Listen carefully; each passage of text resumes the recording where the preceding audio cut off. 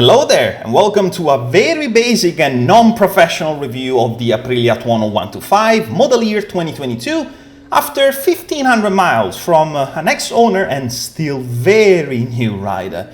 In this review I'll provide you with some information about the bike from Noale and some personal thoughts coming from a new rider. My hope is that you will find these info somewhat useful and especially if you're thinking about buying this bike or if you simply want to know more about it. You can find timestamps in the description of this video, so without further ado, let's talk about the Aprilia Tuono 125. Basic info first. I won't cover all the specs here, which you can find linked in the description. However, this specific model you're seeing, the 2022, is essentially the same as the model year 2021. So we're talking about a 124.2cc 4-stroke, single-cylinder, 4 valves, liquid-cooled engine capable of 14.8 horsepower and 11.2 newton meters of torque. It has got a 6-speed transmission, single steel disc brakes on both front and rear, with the front being 300mm stainless steel disc, 4 pistons radial caliper, and the rear being a single 220mm stainless steel disc, single piston caliper. The bike also mounts a dual-channel Bosch ABS with anti-rollover system, and it doesn't come with adjustable suspensions. It has a wet weight of 144 kilos with a fuel capacity of 14.5 liters or 3.8 gallons. So let's talk about electronics here, starting from the digital display, which can be set up in 2 colors, standard gray and blue, which I prefer as I feel it's more visible and unique. It has a fuel gauge indicator, which wasn't available in the pre-2021 model, ABS, neutral light, left-right indicator lights, and other engine lights you might expect. And it could be paired, it's not coming as standard, it's optional, with the Aprilia Mia app, which connects the bike to the phone, so you can check notifications such as incoming calls and or messages. I can't talk about that more in details as I didn't have it on mine, sorry.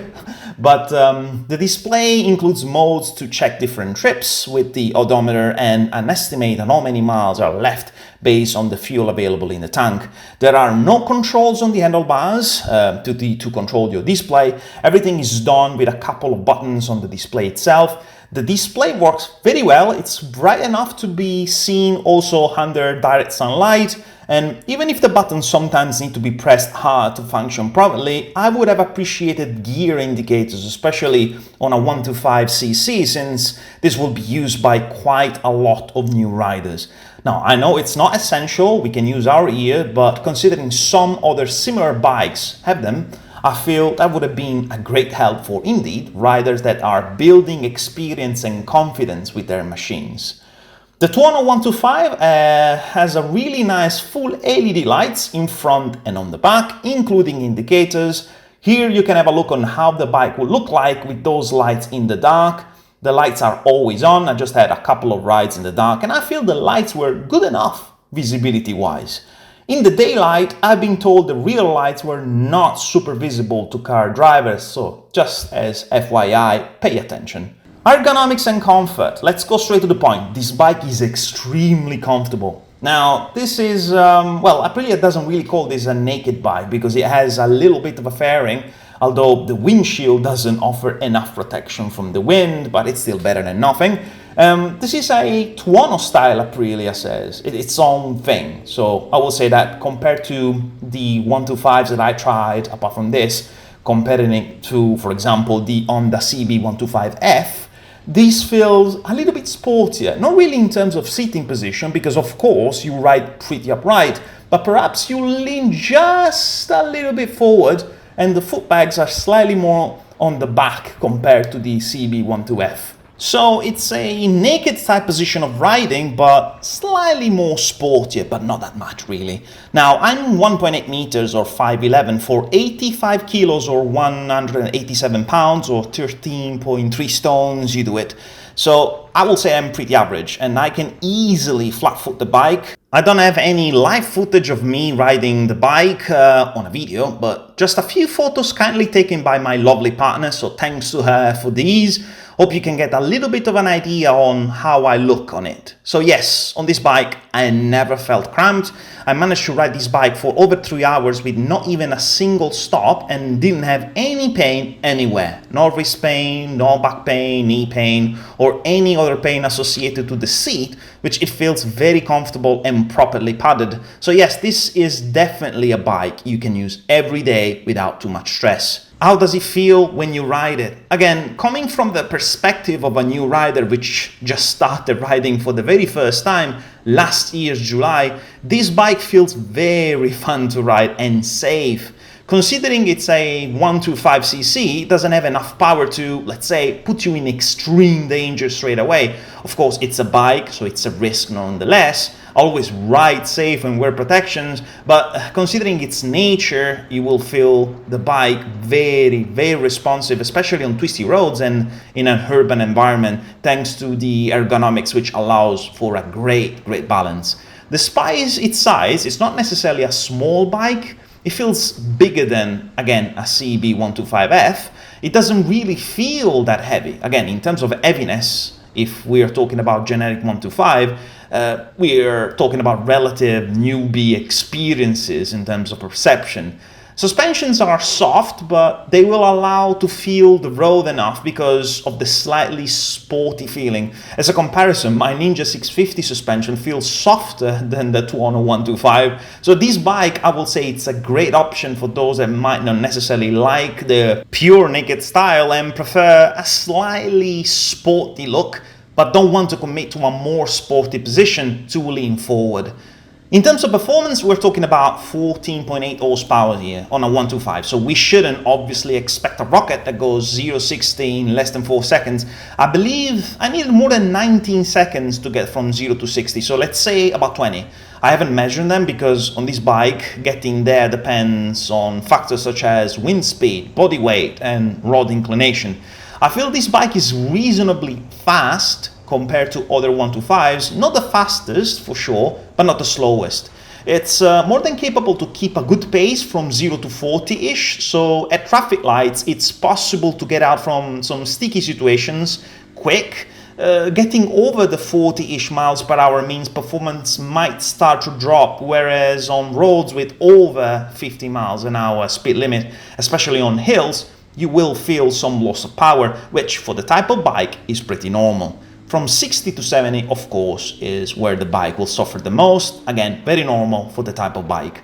Brakes feel good amount of braking power without being too aggressive, considering the nature of the bike, so it's very forgiving for new riders and safe enough as its stopping power is very good, without the danger of locking the wheels, also thanks to the ABS, which comes as standard. The clutch is very smooth, shifting gears is a pleasure, although one thing you should be aware of is that sometimes it's not easy to find neutral, as the bike sometimes you might find switching from first to second, even if you don't want to because you were looking for the neutral. Downshifting from second to neutral requires a little bit of practice, but it's okay to achieve after a bit. Going from neutral to first sometimes required me to go full clutch to be pulled, and when it wasn't working properly, I had to release the clutch, pull it in completely and retry. So not sure if this was just a problem of mine or is something that the bike does usually. So who is this bike for? I feel this bike targets that audience that wants something different from a classic 125, a little bit more exclusive. There are many Tuonos 125s where I live. So in fact, I managed to see only one, excluding mine. So it's for someone that prefers the sportier than a naked look, but it's not committed to a more sportier rider position. So for example, let's say an Aprilia RS 125, which shares the same engine, by the way. So this is a great option for those people. So if the desire is to have a bike that can be ridden every day, that is very cheap to maintain, insurance and maintenance wise, which does a respectable 109 miles per gallon, so what, around 414 miles in total with a full tank. Never tried to get to that point. I was usually refueling at around 340 miles done. It didn't cost more than £13 to fully fill the tank. This is a great option for those people. Considering the 2021 model is around for a bit now, I believe it won't be that difficult to find a used Tuono 125 for around £3,000. which is still quite a lot of money, don't get me wrong, but again, it depends from what your intentions are, which connects me to the next point. Will you overgrow the bike?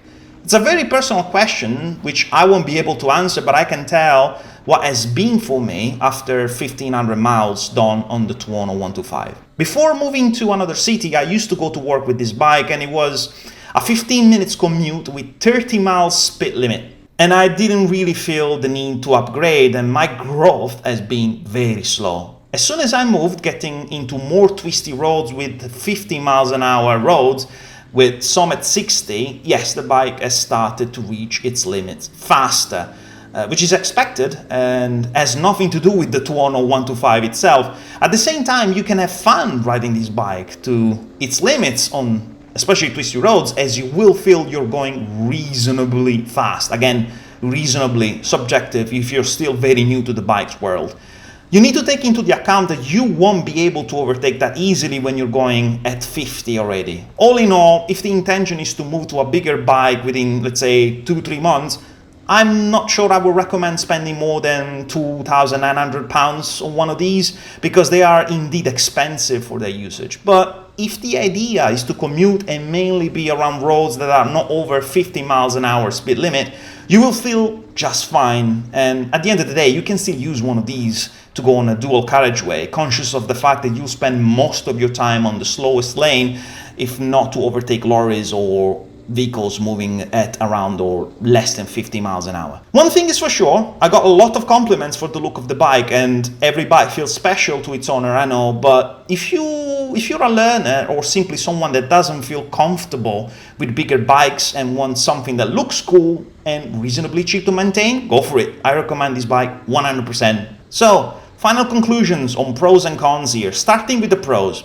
It's a great looking bike, subjective. It has a good amount of power compared to the average modern 125 market. It's solid and reliable, despite what people say about Aprilia's. Never had any single issue with it. It's very comfortable to ride. It's fun and handles extremely well thanks to the raised handlebars and the really good balance, because it makes it feel very light. And it's low enough to allow many people to flat-foot it.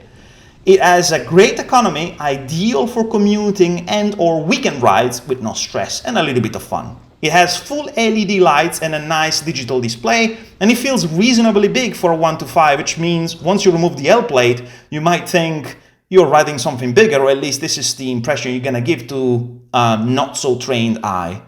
Cons, it's a little bit more expensive than the other options, so if you plan to quickly move to bigger bikes, you might want to look elsewhere if you want to save money. It doesn't have gear indicator, which for a new rider is, in my opinion, very important to have. The digital display buttons could have worked better to display basic functionalities quicker. Sometimes finding neutral won't be that easy, it requires some time to adapt. And last but not least, you might hear some rear brake squeaking during braking time. It happened with a few of these models. After the first service though, the squeak will go away. Another thing to consider, check your local Aprilia dealership and the closest garage, as I will recommend getting one if you know you're reasonably close to one of them. And that's it really. Hope this information will provide you with some additional food for thoughts about your decision of getting or not getting an Aprilia Tuono 125. Thank you very much for your time, and if you have any questions on the bike, feel free to ask me in the comments and I'll try to reply to the best of my very limited knowledge. That's it for now. Ciao and safe riding, everyone.